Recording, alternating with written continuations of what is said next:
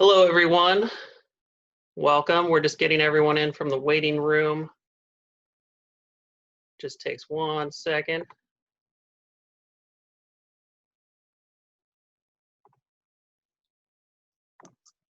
All right, so welcome to our latest online talk presented by the Maloof. I am your host, Seth Pringle. I'm program manager at the Sam and Alfreda Maloof Foundation for Arts and Crafts. So we've been doing some artist talks for several weeks. Today we're doing a book launch with author Valerie Balint. Very excited to have her with us. So trying something a little bit different from our artist talks that some of you might be used to. So we are reopened now. In case you're wondering what the latest is with the governor's regulations and everything, we're doing outdoor experiences at the Maloof, and we're still doing timed entry reservations. So you can still sign up for tomorrow, come enjoy the grounds, the garden, the sculpture in the garden, and exterior home tour, all that good stuff. So Valerie Balint is the author of Guide to Historic Artists, Homes, and Studios, which we've had an accompanying photo exhibition in the gallery of photographs of the artists in their home studios, of some of the greatest American artists whose homes have been preserved by the Historic Artists, Homes, and Studios program. So before I introduce Valerie, we're going to do question and answer like we have been doing for our artist talks, if you're familiar with that. If you're not, there's a chat box in the Zoom interface. You can type your questions into the chat at any time throughout the talk, and we'll get to those at the end. You'll want to have your Zoom view set to speaker view. So in the top right corner of your screen, you should have an option for what your view is going to be: gallery view or speaker view. You're going to want speaker view.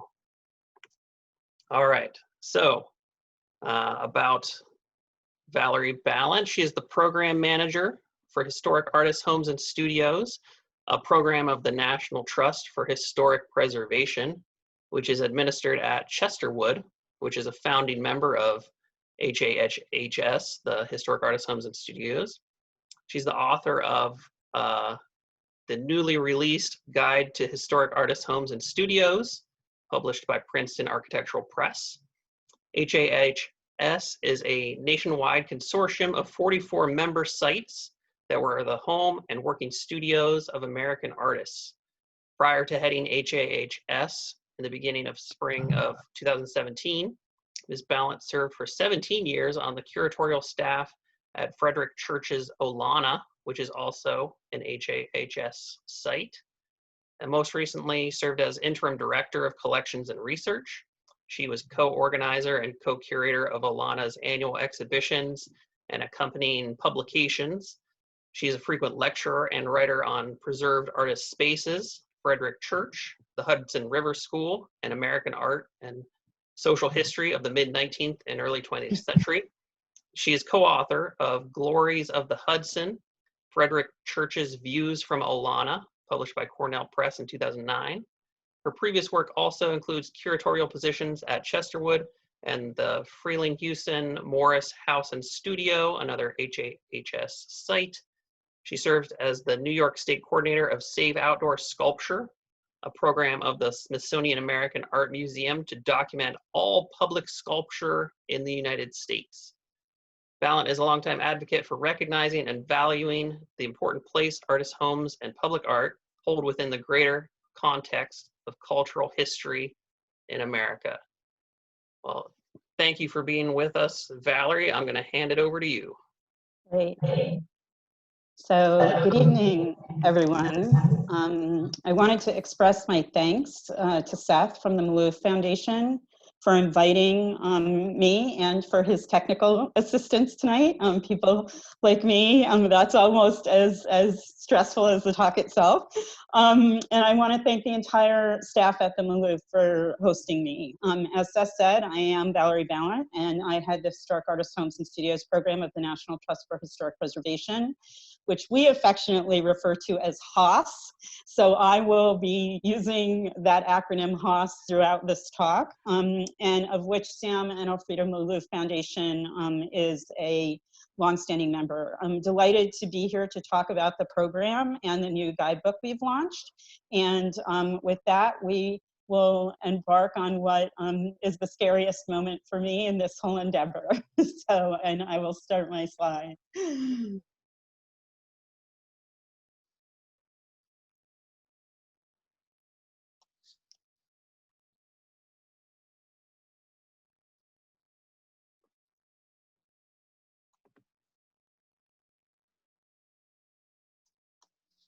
Great, and I'm just gonna, once bitten, twice shy. Great.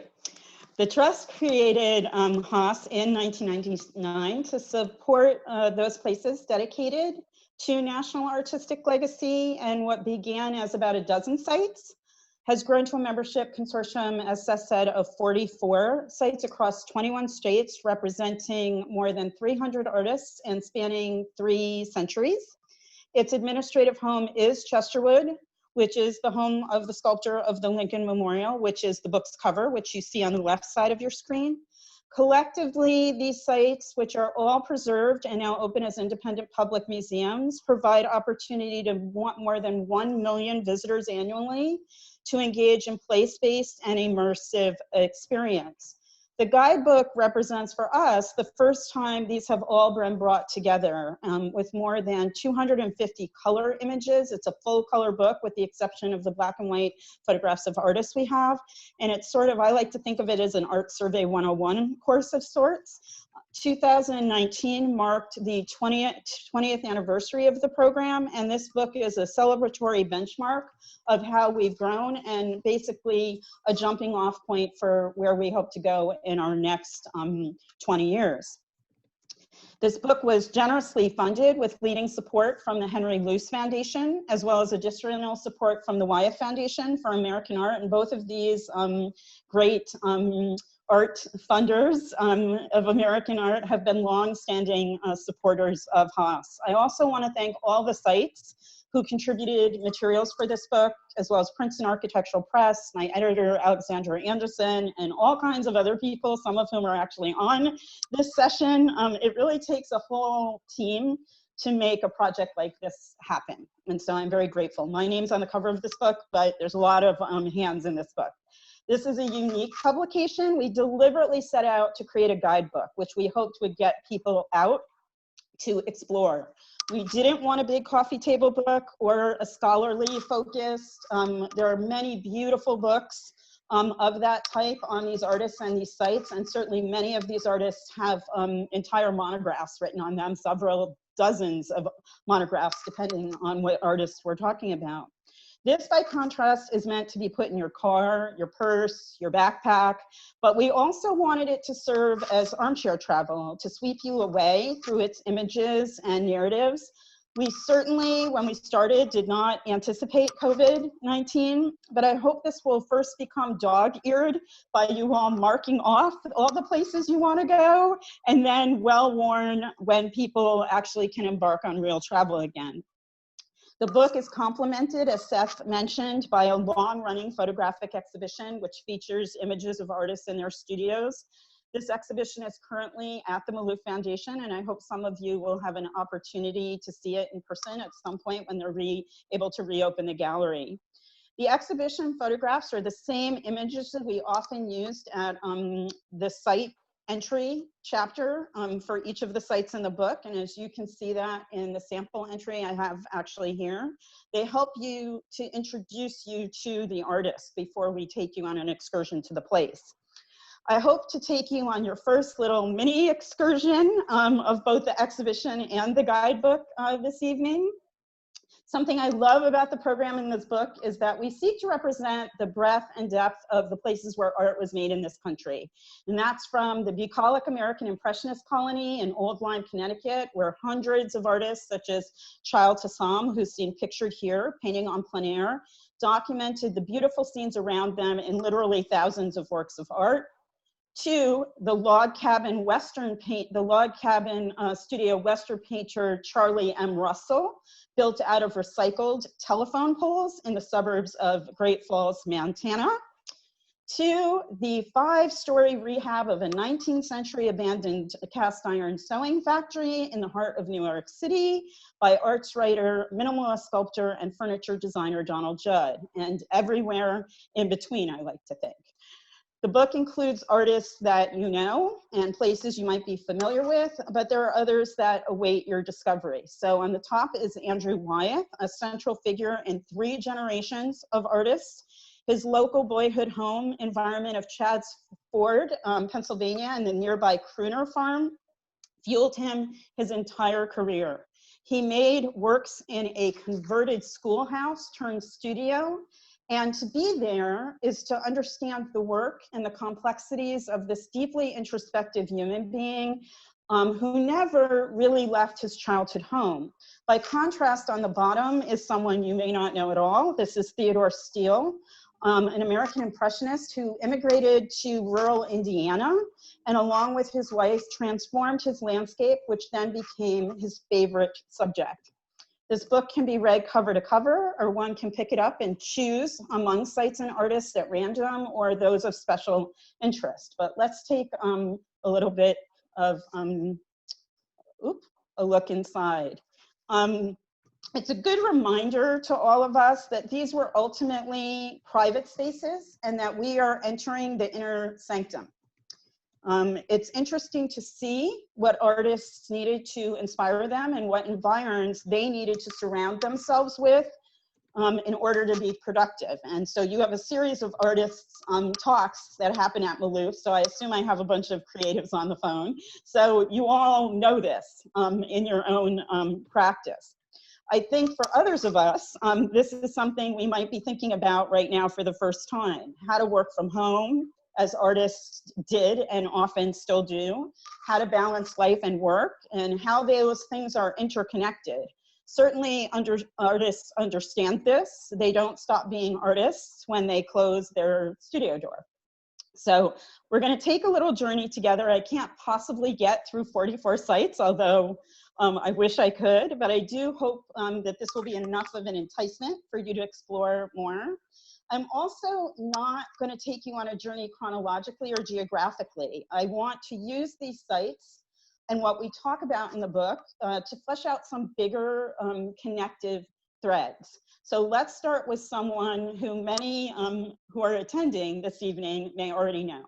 There may be others of you who don't. This is the furniture designer, Sam Maloof.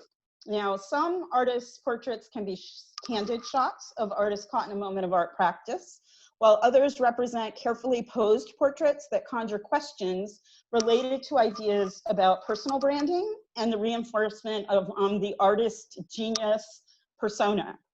So which is this? It's complicated because this is clearly a posed photograph. It's a very highly styled posed photograph. But for me, it's a reminder of Sam's intensely tactile relationship with every single thing he made. He loved the object and honestly, the journey in making that object.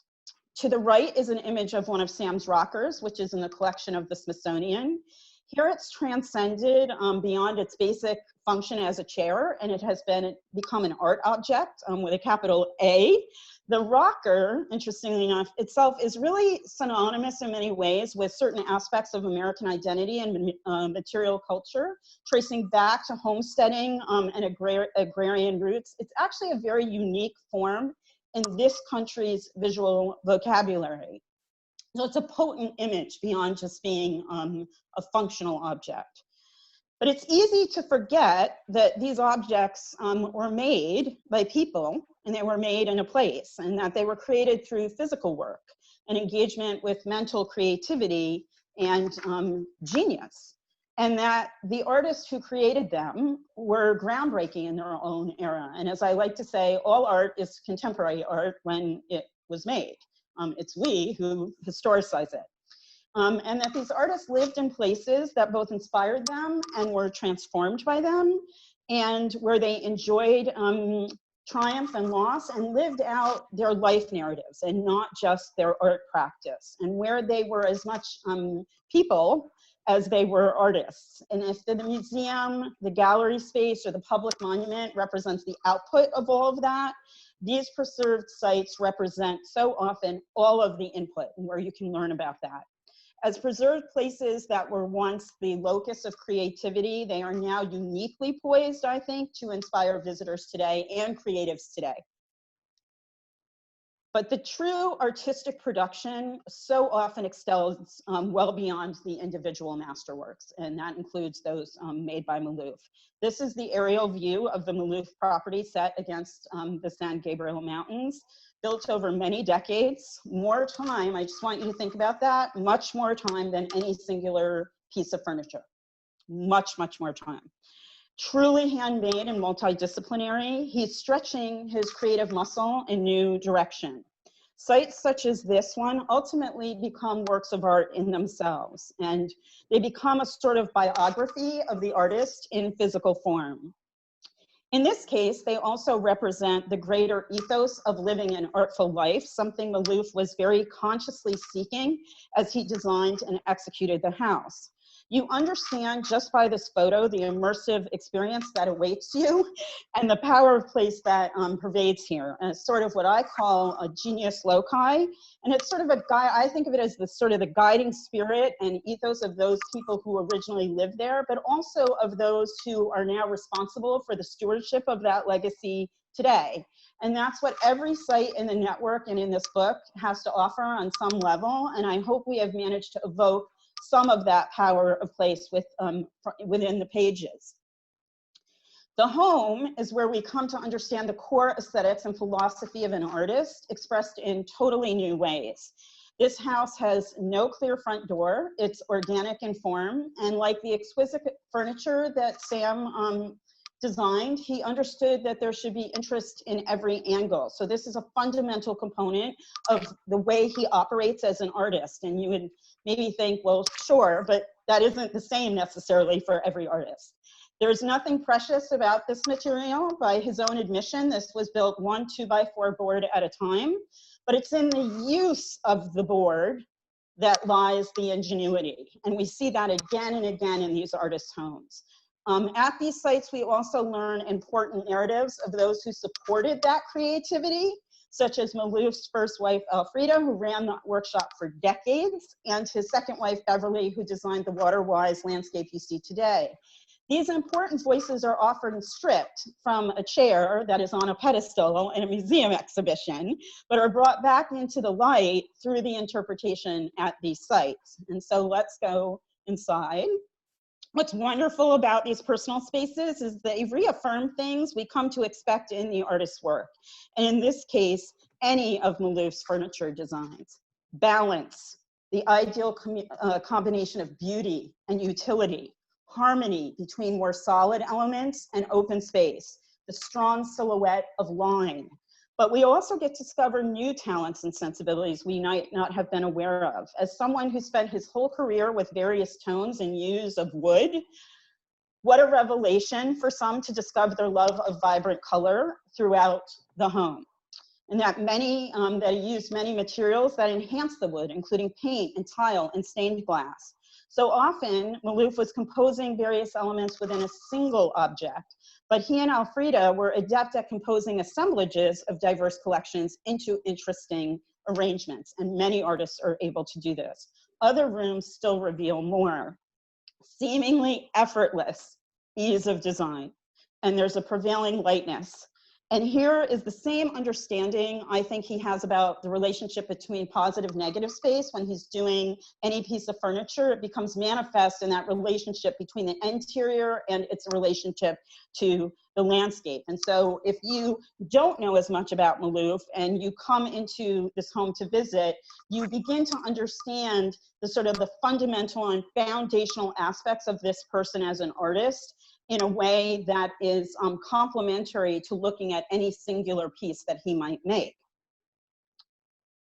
In so many homes, you see built-in works of art that you just can't see elsewhere, which is what I consider this floating staircase. What I love about it is an example of Maloof's commitment to considering non-conventional materials. This is made with laminated wood taken from packing cases used to transport sports boats from overseas, and I want you to keep this staircase in mind.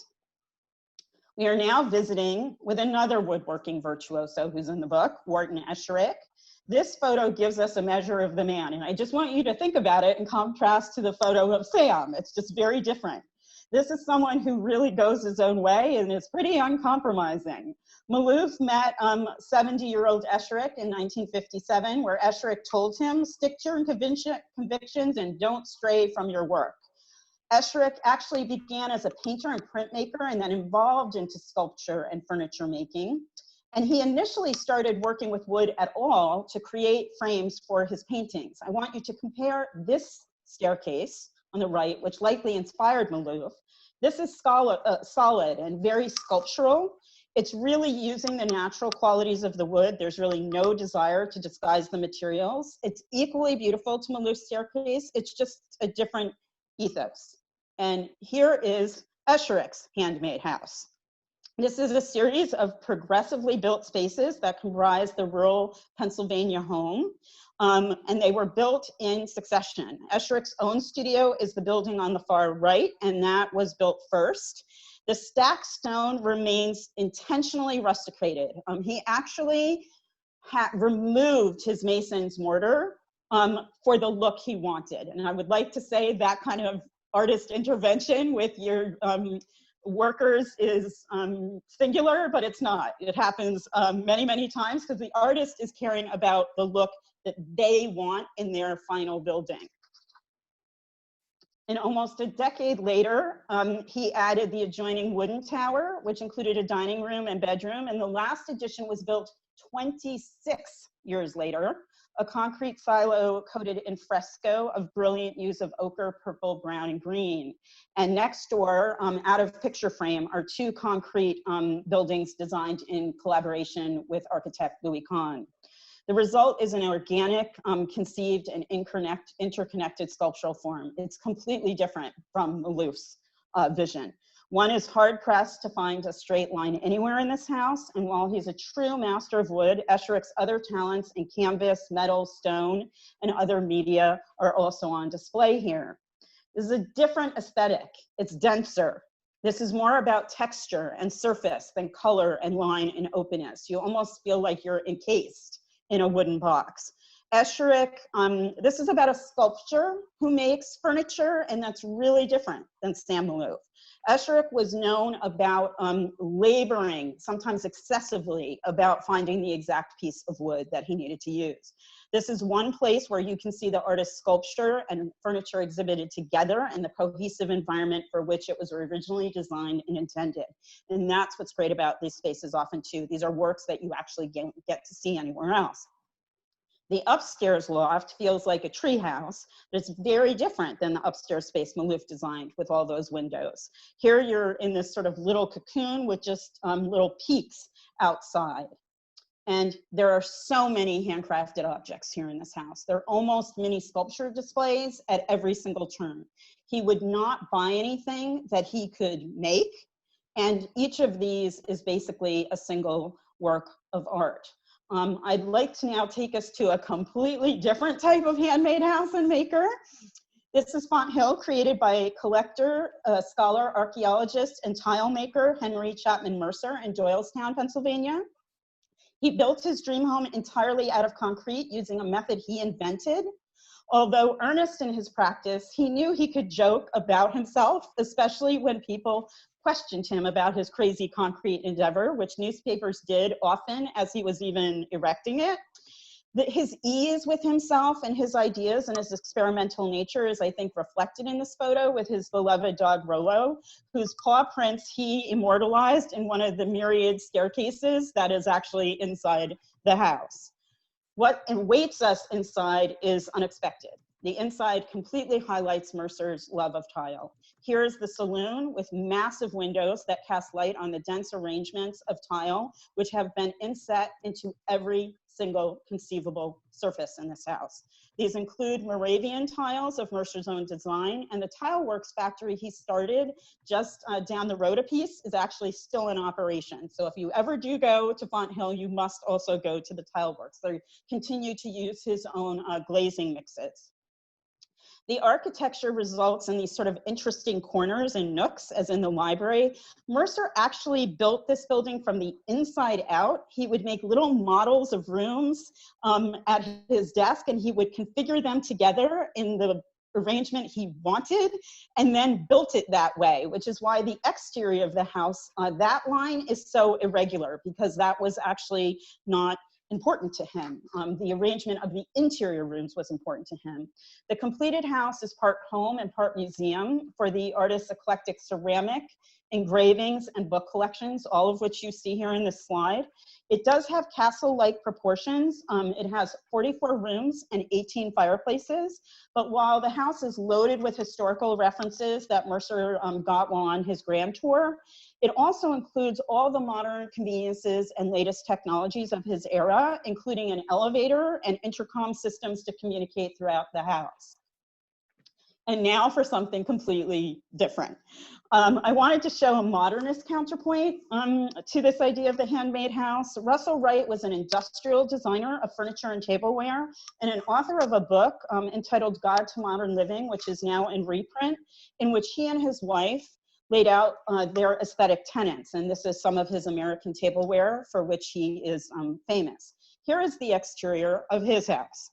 This is called Dragon Rock, which is part of a larger estate he made called Manitoga in Garrison, New York. He built it completely out of an abandoned industrial site, a stone quarry site. You can see the house is basically nestled in like a jewel to the rock cliff face. And just beyond the picture frame, you can start to see the ledges completely falling away into a deep pool and a series of small waterfalls. You see green roofs and certainly a modernist aesthetic, but there's also Japanese influences here.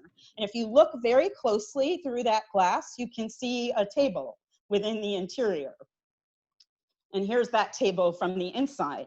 He used the various stone croppings within the ledge face to create various levels within the home. And the tree that you see, that's what that is on the right side, provides structure and is also a natural decoration element.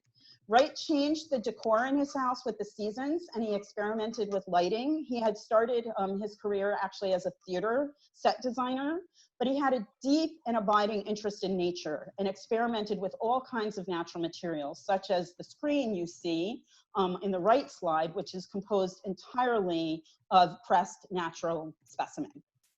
Elsewhere, there are stone doorknobs and birch bark wrapped doorways, and it's an interesting counterpoint to the industrial nature of what we consider Wright's primary artistic practice. Wright also designed the landscape, in this case as a series of outdoor rooms. He even wrote his own guidebook to take his friends around the landscape. Here is a view from his draftsman's office out to the lush landscape beyond. This is a separate building that is connected to the house by a beautiful vine-covered pergola. I want to take you next to another just completely different modern example, which is the Lenox home, Massachusetts home of George L.K. Morris and Susie Frelinghuysen, where I worked before it was open as a museum, which is something one rarely gets to do in their career. This is an artist couple who were deeply involved in the American abstract artist movement. They built a country retreat they designed in concert with a local architect that's stucco and glass brick in New England, and a fresco designed by Morris in the garage breezeway. you know, artists aren't always practical in their material choices. They know what they want it to look like, but they don't necessarily, you know, there's inherent issues, obviously, with a stucco building in New England. One of the first modern structures in the state. It was built in the same time period as Marcel Breuer's much more famous Gropius house. And the studio on the left side of that frame is even earlier, and it predates the house. It's based on Aux Enfants studio in Paris by Le Corbusier, which Morris saw when he was studying with the Cubist painter Fernand Léger, and he then came back and replicated it in Massachusetts. Morris was the more introverted of the two, and she was the born performer. And I think these photos of them actually in their studios give you a sense of that. It also gives you a sense of what their art looks like. They were a really interesting couple. He was an art critic and editor, and she was also an opera singer. It's so indicative of the complex lives of the artists in these networks. And we try to give you some of those biographical stories in the book.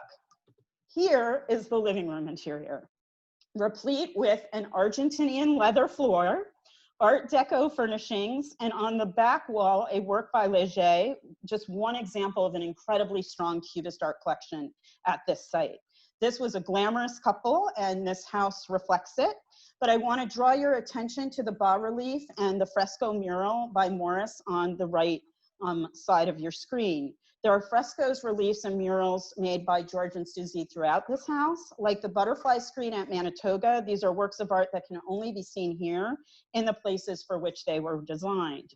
For each site, I like to give a little fun fact in the chapter. And in this instant, you know, George Morris's house costs ran over when he was building, and he sold his painting, Picasso's The Poet, which is an incredibly well-known painting, to Peggy Guggenheim to cover the costs of the overage on his house design and production.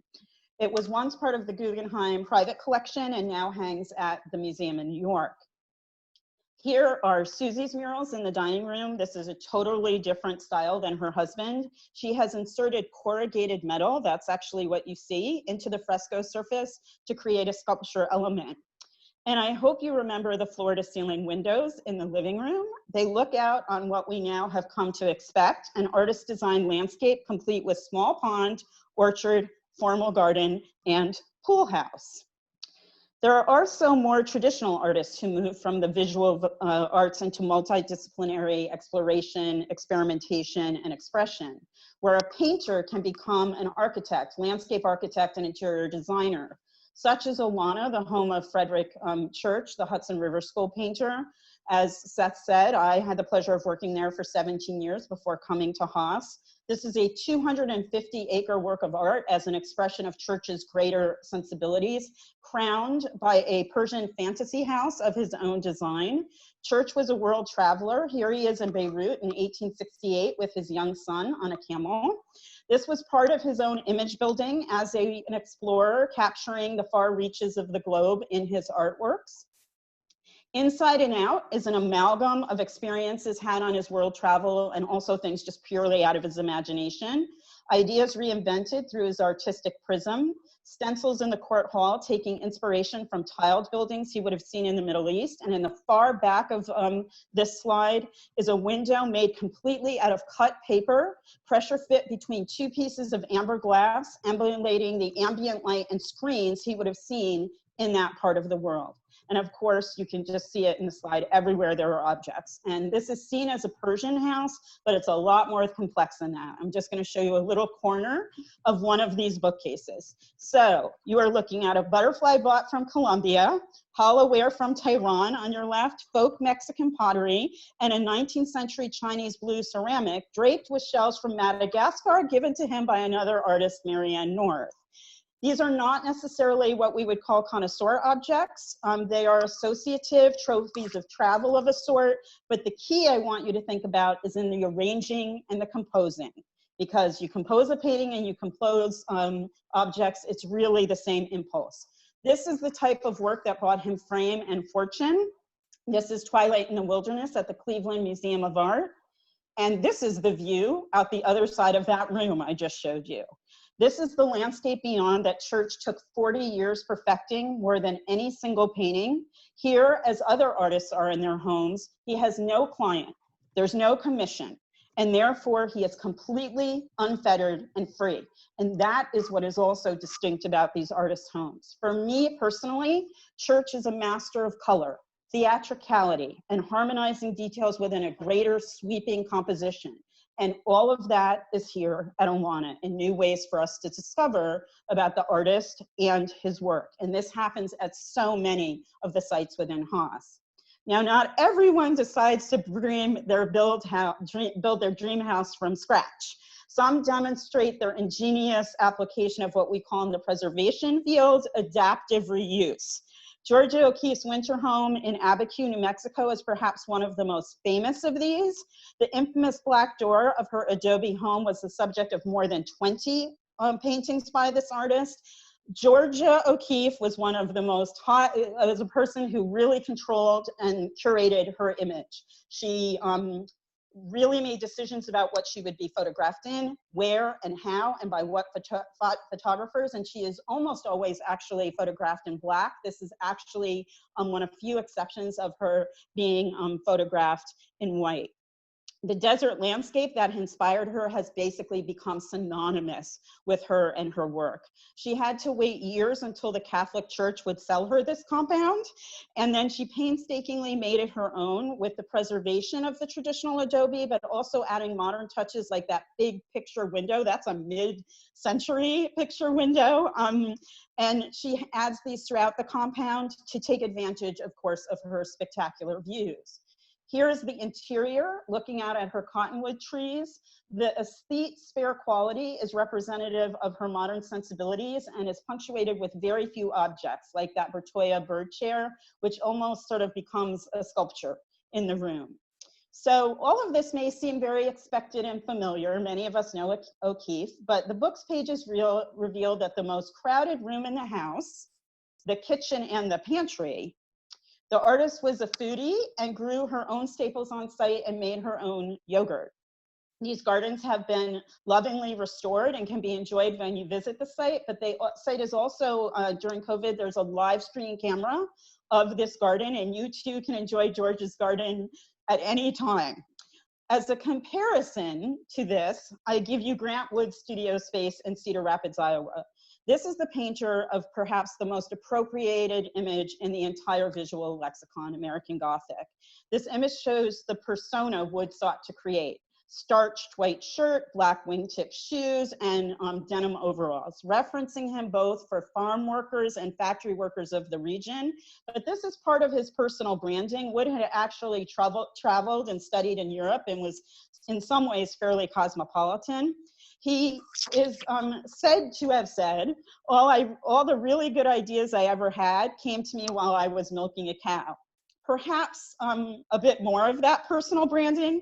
Each chapter in the book, though, begins with one of these artist quotes because it's giving us a bit of entree into the personality, and in this case, the biting wit of the artist. Inside, this is the upstairs of a converted garage given to him by his patrons.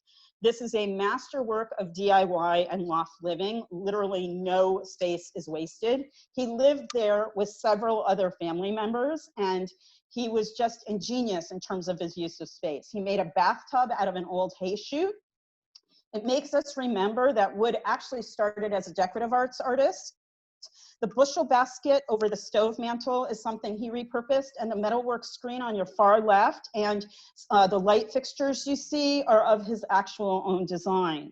The small space, though, for me is a reminder that many artists struggle financially in their own era, and the masterworks that we all know now were created in spaces like this. Another aspect of his wry humor, his front door. This is made from a coffin lid, as the funeral parlor was just actually just next door. He painted on it a glass clock, which denotes things such as taking a bath and having a party. And the satire of his paintings finds expression in his own home, and we understand that this is just intrinsic part of who he is. And these connections and this magic of artistic inspiration is also what you find at really every Haas site. These sites can be in urban environments too. This is the Greenwich Village home of Chaim Gross, arts educator and direct carver. He immigrated to New York to escape the increasing anti-Semitic waves in Eastern Europe. He's an American dream story, a completely self-made man. And that's what these sites also have to offer as a touchstone, the stories of perseverance and triumph that are universal to us all. It helps break down that distance of the idea of the genius artist. Here he is seated in the studio he helped design, and here it is today. You know, it's completely intact. You could basically take the little picture of Chaim Gross and insert him right back in to the studio today, and we would not know the difference. All the tools of the trade are here, the chisels, the sketches, the pencils, the models. I also wanted to include him as he is a master of wood like Usher and Maloof, only in a different mode. You can start to make connections here between the process and the finished works, and this happens time and time again at these sites, because at the core, these are places where art was made. But these sites allow us to move beyond the studio space. This living room shows us what is one example of the consistent collecting and curatorial impulses of these artists. Here, Gross's own work is arranged among his collection of African masks, which were highly influential in his work, and they are amid collected works by colleagues such as Red Grooms and Raphael Sawyer, as well as works by European masters such as Renoir. This composing is an extension of what they do in the studio. And you can start to see these sort of common threads when you get to sort of see these all together in one experience. Right now, I think we're keenly in tune to the decisions we make in our own home. Artists are fearless in this regard and give us permission to emulate them. And as you have seen already, there is home decor inspiration within these book pages, and the validation that what color you decide to paint your bedroom says something about who you are and what moves you. And this too is the same for artists. Here are two people we think we know. The life and careers of Lee Krasner and Jacqueline Pollock are epic. They are drama on a scale warranting a full motion picture starring Ed Harris and Marcia Gay Harden. But they lived together in a small hamlet beyond the center of East Hampton in a small cottage, painting in an outbuilding overlooking a saltwater creek. Here they are in their respective painting modes, which are both very active processes. And many people know of Pollock's process, but that's Lee doing her gestural work on the walls of the studio. This is their studio, a former fishing shack / barn converted to be a studio, and no real hint of the wonders that lies within. And this is the interior, and that's the floor. And when you visit, you stand on that floor, albeit in little protective booties, and the process is all around you. You are in it. And as Wanda Korn, who writes the foreword to the guidebook, says, you have returned to the scene of the crime. The experience, and I can tell you just personally, it's transformative. There's just nothing like standing in the middle of that and just being lost in the endless variations of paint drips of that floor. This is a detail of that floor. At first glance, you might not even recognize that that's actually a floor and not a Pollock painting. You may not know much about abstract expressionism before you go to the Pollock Krasner site, but you get it when you go there. And even if you have seen hundreds of Pollock paintings on museum walls, this makes it all come together for you in a different way. And this is the physical embodiment of the process of art, and you really just can't get it anywhere else. Here's someone I suspect most of you don't know. This is the Denver-based artist and teacher Vance Kirkland. He met with early critical success for his surrealist work, but largely turned away from the commercial aspects of production. He was the director at the age of 25 of the University of Denver's art school, but he left only 3 years later in protest of the fact that the university did not accredit its classes. That gives you a sense of who he is. Undeterred, he soon started the Kirkland School of Art the following year, which has been preserved as a Haas site. This is an example of his dot painting work, Explosion on a Sun, 100 billion light years from Earth. He had synesthesia, a condition in which senses overlap. And in this case, Kirkland saw colors when he listened to music. He actually couldn't do both at the same time. It was just too much stimulus. So he would listen to music and then go back into the studio and paint what he heard. And these small insights and personal insights into process are what I love about what you learn when you go to these sites. This is the interior of his workroom on left. Those are straps suspended from the ceiling where he would hang over large-scale works and paint while hanging over canvas. Many artists create these types of aids to assist in process, and we obviously can only learn about them when we visit their studios. Here you see the work I showed you in the slide previous in the context of those objects Kirkland himself collected and was drawn to aesthetically, which I think gives us even further insight into the impulses of this artist. Here's someone else we think we know, Homer. And this is him with one of his marine paintings painted in his home and studio at Prout's Neck. This photo of Winslow Homer reinforces the image we have of him, of this grizzled recluse of a man holed up in rugged Maine, an image he helped to perpetuate, by the way. By the time he moves to Maine full-time, he has already become a well-known illustrator of Harper's Weekly, a documentarian of the Civil War, and a genre painter of pastoral and rural life. He lives and works out of a converted carriage barn, which is a part of a larger complex of buildings owned by his family. You'll notice for an artist, they're fairly small windows actually, and I just want you to look at that balcony. That's the view from the balcony. His brother used to say he would wear out the floorboards from pacing on it, and this is obviously a view Homer came to know extremely intimately. Just a short walk from the studio is the cliff walk on upper right, upper left. Either before or after you visit, you can see this painting, weather beaten, on view at the Portland Museum of Art, which owns the Homer studio site. This view makes you understand Homer when you're standing there. What moved him as a man as well as an artist. You literally stand in the painting. You smell the salt, you feel the spray, you hear the pounding surf, it's all there. And that's the insight into the mental process of art making and inspiration that comes into play. This, by contrast, is the high school graduation picture of Edward Hopper, a young man on the verge of something great. There's literally no guile in this picture. An artist who earned the rarefied accolade of a word in the English dictionary. Some of you may not know that. It's called Hopperesque, and you can look it up in a dictionary. He grew up in Nyack, which is a town just north of New York City. On the right is his painting 7 a.m., Nyack, New York, 1948, in the collection of the Whitney.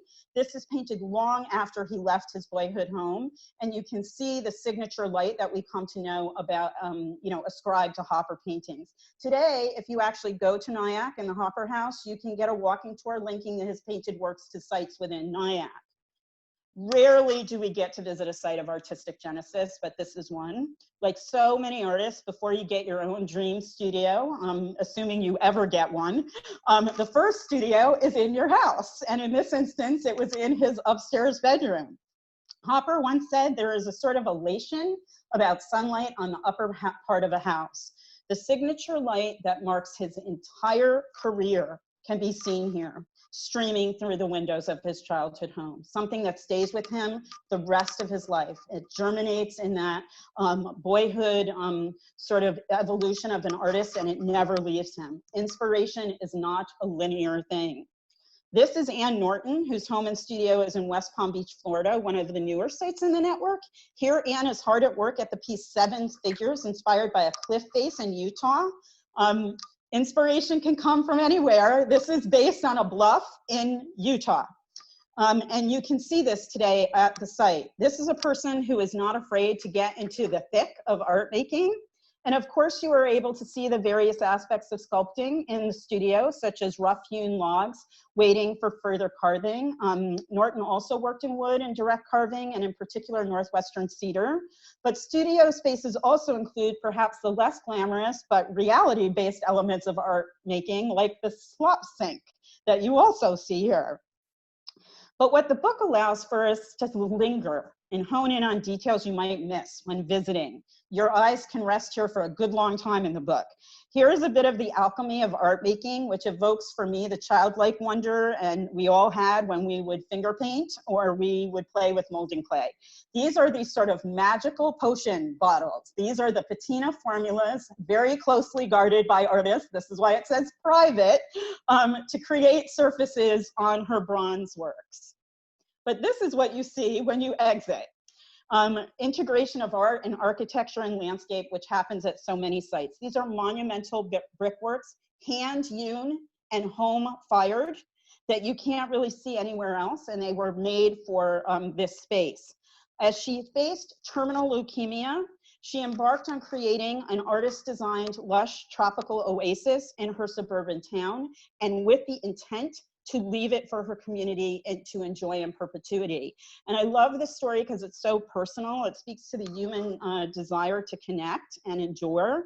It's also a preservation story. These sites are preserved through effort, either through the artist's own efforts and at other times by the fierce commitment to those who want to ensure the legacy. This is an important aspect of the sites that we try to include in the book. I just wanted to take a moment to highlight artists who are underrepresented or don't traditionally fit into the mainframe of art history in the past. Self-taught artists, folk artists, people of color. We need more sites like this and are actively working towards that in the coming year. Clementine Hunter worked her entire life as a laborer and later a domestic worker at a plantation in the Sugarcane Valley in Louisiana.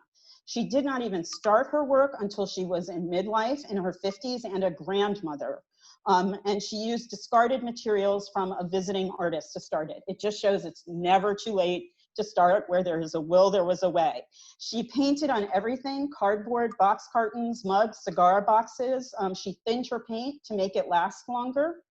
This is one of the buildings on the plantation, designed, built, and used by slaves in an earlier generation than Hunter. She was born emancipated, but could not even attend her own exhibition late in life at a nearby college due to segregation. Here's what she created in the space's upper floor: a series of murals on plywood depicting her life on the plantation, including cotton picking, washing day, and here in the upper left, going to church. We used to call this outsider art, but now we often call it insider art because this is only she can tell this story. Only she has lived this life. Her narrative is inspiring, but it also reminds us of the work to be done in validating those contributions to our artistic legacy through these types of preserved places. I like to think of this as a bit of a reappropriation of this space on her own terms.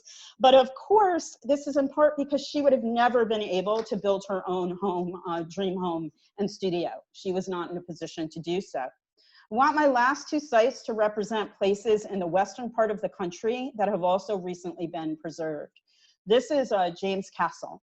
James Castle was a deaf, illiterate, and self-taught artist living and creating outside of the mainstream in Boise, Idaho. This close-up conveys the circumscribed realities of his world.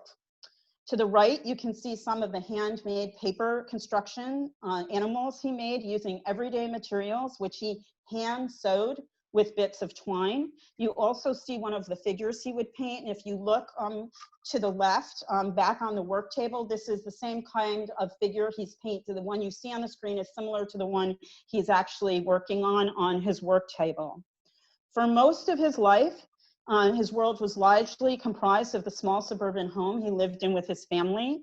Over decades, he transformed this small and humble domicile into a series of immersive artistic installations, which included sculptures like the one you saw in the previous slide, all set up all throughout the house.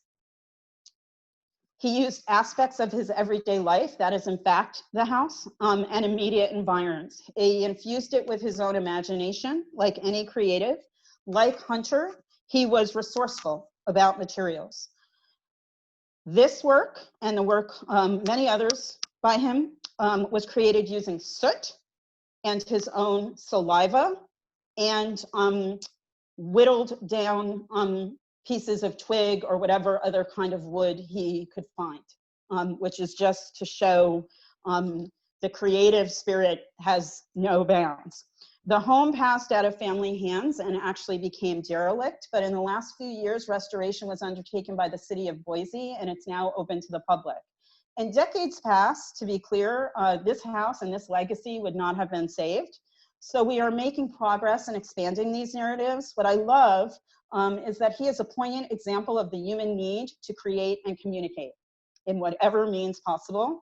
And this lies in all of us, and we only need to reignite it. And that is the kind of thing that we think going to these places helps to spark in its visitors. I'll finish where we started in California, but a far cry from Maloof's artistic expression.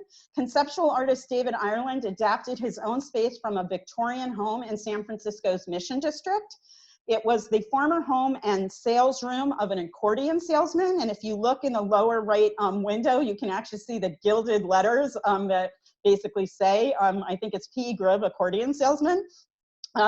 Here, Ireland is creating a sculpture by tossing concrete between his hands until it becomes a perfect spherical work of art. So that gives us a little sense of what's going to happen when we go inside. This is the ultimate in DIY, and this takes what Grant Wood did to just a whole nother level. He did a series of what he called maintenance actions, returning the architecture to its original bones. What you can see is the exposed window casements and the original plaster after layers of removal of wallpaper. So Ireland saw this as part restoration of his house, part life practice, and part art performance. He actually taped these interventions, and they became works of art, of performance art in and of themselves. He recorded the cracks and history of the plaster with numerous quotes of polyurethane, and it glows like amber. And he wrote a beautiful book on the house and him designing this house, and in the form of a letter to his sister, and it's online. All you have to do is Google it, and it's just I think it's beautiful when the artist in their own words talks about what they were trying to create in their home. He used everyday objects to transform them into works of art. Yes, that is 2 propane torches used as a chandelier, and it's operational. Here, works are made from brooms he used to clean the house refuse. He also used the dirt he collected, any number of twine that he found, and a broken chair has been mounted on the wall as a sculpture. So the whole thing is like being in a big lacquered jewel box. It's just extraordinary. I use this as an example of sites that break all convention in terms of the idea of a home and studio. The whole thing is just one large art installation, and that's really how he saw it. This site is also a nooner site, just saved within the last few years, and I want to convey that these types of sites are not static. More are coming online all the time, and helping guide those artists, descendants, and preservationists through that preservation legacy is a big part of what we do at Haas. When we started this book, we of course could not have anticipated COVID-19 realities. While we like to think of this book, it offers a rich virtual journey. We actually want you to go to these sites. That is the whole reason for doing this book. Many of these sites and their buildings remain closed for the immediate future, but many have also opened their landscapes. Some have had their landscapes open the entire time, offering these artist-designed environs for respite and renewal to community, such as that at the St. Gaudens Historical Park in Cornish, New Hampshire, the former home and studios of monumental sculptor Augustus St. Gaudens. These places offer natural wonders, to be sure, but also often outdoor works of art to enjoy, and as I've shown you, spectacular architecture. Please consult with individual sites to see about these opportunities for visitation, and I hope that this book and this lecture will start you on your own journey. Thank you. Awesome. Thank you, Valerie. That's amazing. Such a rich presentation. I think it's great that there's a book that you can spend some time with and really dive into all these different lives and spaces. So are all of the sites, they are normally all open to the public for tours, is that correct? That's correct. To be a member of Haas, you must be open to the public. There are certainly some amazing artists' homes and architects' homes that are in private hands and wonderfully stewarded, but are not open to the public. We're about that public engagement, but also the interpretation of the artist through that immersive experience of place. And I think what I can say to you, having been to almost every single site in person, is, you know, it is worth the really small plane you have to take to Great Falls, Montana, to stand in the middle of that cabin made of recycled telephone poles and to be amid all the objects that Russell used as props in his artwork. There's just really no other place that you can get that experience. So yes, they are all open, but but not now. Almost none of, I think only one or two are opening. And honestly, that situation is incredibly fluid, as you yourselves know, in California.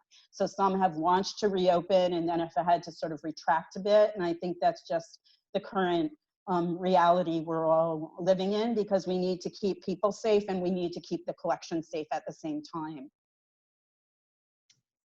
Okay, and so we have some great questions in the chat box. So if you missed the beginning, my introduction, anyone can type a question into the chat box at the bottom of your screen, and we'll see how many of these we can get to.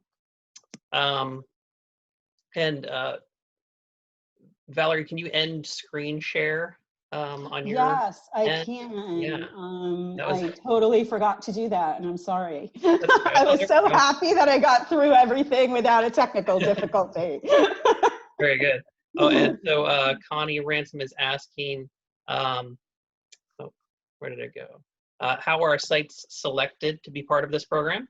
That's a really great question. So it's actually a rigorous application process, and because we want sites that represent really innovation in programming, but also really great stewardship. So it happens any number of ways. Sometimes sites come to us and express interest in belonging to Haas, and in some instances, I am out doing the courting, which I'm doing right now, because we want to bring in sites dedicated to women's legacy this year at the 100th anniversary of the 19th Amendment. And in future, we'll be doing more of what we're going to call an open call, and we'll do it consistently once a year, where sites can come in and write what will be a short application, which will go through a first vetting process, and then others will be invited then in the second round to do a full application. It's a pretty rigorous application. It's based on the Secretary of Interior standards for entrance for National Register status, but it also includes a lot of questions about what kind of community engagement you're doing in programming and active engagement with living artists and things like that. So it's a pretty exhaustive process, but we are really always interested in learning about sites. And I would say to everyone here, do not assume that I know. Reach out to me at the website, because I always want to know about sites. And for those of you who are creatives thinking about your legacy, we also talk about that, what it means to preserve potentially a site as a preserved site for either artists in residence or as a public museum. And that is a great deal of the work we do. So please reach out to me. And Stephen asks, in regard to newer sites becoming available and online, where should one look? Is there a newsletter to sign up for through Artist Homes? Yes, there is. We have on our website, which I will just tell you, it's reaching the end of its moment. It looked beautiful a number of years ago, but we just got a great grant to revamp this website in 2021. So I'm just giving you a disclaimer before you go. That is where you will find the sign up for the newsletter. It also is where you find a full directory of all our sites, which then can take you to the individual sites' websites, where you can learn about their hours, their current hours of operation. And so by all means, sign up. And we do send out newsletters when we have programming, because we do also do Haas programming. We're just obviously not doing it right now. And of course, we announce new sites and new initiatives. So feel free to sign up there. That would be wonderful. And follow us on Facebook, obviously. Definitely. And so everyone, just in case you hadn't seen it in the chat, I also included a link to purchase the book. So you can click on that link, and if we happen to run out of inventory, which would be awesome, just email me and I can let you know about how you can get still get a copy. So I'm wondering, as you visited these different sites, are there any that stand out in terms of sites that have where you felt like you've gotten a much more in-depth understanding of the artist's work through experiencing the site? That's a really good question. It's funny because of course I've spent almost my whole career working within these artists' homes and studios, and I actually went to many of these sites long before I came to Haas. And I think that, you know, I'm not really allowed to have favorite children right now, but, you know, because I think they're all unique in a way. I think one of the things, you know, and I hate to go back to like a Pollock because everybody knows Pollock, I think, but it's a revelation when you actually stand there and look out at the water and come to understand that Pollock and Krasner were both actually incredibly influenced by their natural environment, and that sort of linking of what are these two seemingly disparate things comes together for you when you're there. And most people actually would never honestly make that connection. I also think that it can be small things like standing on the porch at the Thomas Cole House. This is really the progenitor of the first art movement in the nation. And you stand on the porch at the Cole House and you look out at the Catskill Mountains and you just say, I get it. I get why he wanted to be an artist. I get why he spent so much of his time capturing the beauty of these Catskill Hills. I also think, you know, for me, even though I already talked about it, going into a home like conceptual artist David Ireland, I'm clearly in the 19th century space and early 20th century space.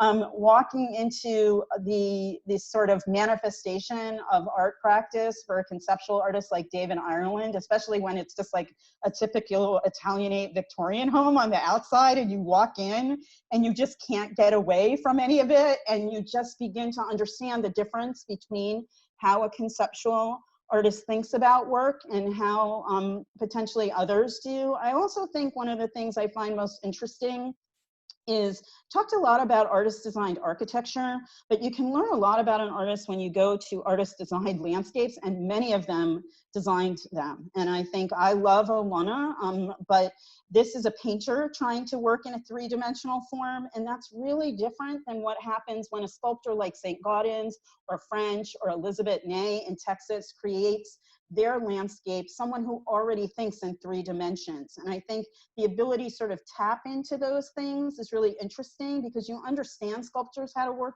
know how to work in the round, but then when you see it outside of a sculpture in a landscape, it just takes on an entirely different meaning, and understand just the talented aspect of being able to think in these forms. Every one of these is a gem. I know that that sounds like I'm shirking the question. What I would urge people is you all think there are artists that you like and types of art that you like, but when you go to these homes, I think it may not make you like an artwork any more than you did before, but it makes you understand it, I think, in a way that's really different than when you go to a museum. And I would urge everybody to go to these artists like you never heard of, like Grace Hudson's home in Ukiah, California, and this was a figurative painter, incredibly successful, or that of like Theodore Steele. And you learn kind of wacky things, like Thomas Hart Benton, who the great champion of rural America, lived in a Gilded Age mansion in St. Louis, Missouri. And, you know, it's just, you know, because people are not only one thing, you know, and I think that's what's really interesting and what beckons, I think, always to me. And every time I go to a new site, because of course I get to go to a lot of sites before they become part of Haas on sort of the recon visit, is it's always a revelation. It's always new for me who's been to, you know, dozens and dozens of sites in my career. It's always new. And if it's new to me, it will be new to you. And that's, you know, you can tell I believe in that. And I want that for everyone, even if you think it's not going to happen for you. It's going to happen for you if you go. You have to believe Awesome. me. Yeah, and I would suggest I think it would be a good idea for everyone to look up, see which artists' homes are closest to you, and maybe there's one that you haven't realized was within range from where you live. Right. Uh, Exactly. so I reposted the link to the book. I think the first time I posted it, it wasn't showing up for everyone. So sorry about that, but I've got it reposted. So anyone can follow the link I just posted. I also included the artistshomes.org is the website. If you want to learn more about these sites. We should probably wrap it up there. Thank you so much, Valerie. Thanks for everyone who joined us today. If you happen to join in, midway through the talk, we've recorded it and we're going to be posting it to YouTube, so you could go back and see the whole thing. So, anyways, yes, thanks again, Valerie. And any last words before we go? Yes, I think that I would say I am here to advance the visibility of these homes. And so if there's a question that was not answered tonight, or if there's a question that comes up after this, please reach out to me and look in the coming year and a half to us bringing on sites of women, African Americans, and also some of these really interesting vernacular environments that really defy traditional definitions of sculpture, of studio and home. I'm not saying they're going to be a member of Haas, but think something like Watts Tower. We're really looking at self-taught artists who never really had conventional art studios and homes, and we're really just going to sort of be expanding our membership in coming next 2 years. And so I hope you will look and check out what we've added to the roster. And I thank everybody for being a part of this tonight. I know you have many digital offerings to compete with in this time of COVID. So I thank you for having you spend your time with me. And I hope that you enjoy the book, and I hope this starts you on a new love of these preserved spaces. And I thank you, Seth, very much. Went off without a hitch, and I'm super glad because I was super nervous, as you know. That's very well done. Yes. Thanks, everyone. Have a lovely evening. Thanks. All right. Thanks, everybody. Have a great weekend. Enjoy visiting all these websites, all 44 websites. All right. Take care. Take care. Good night. Bye.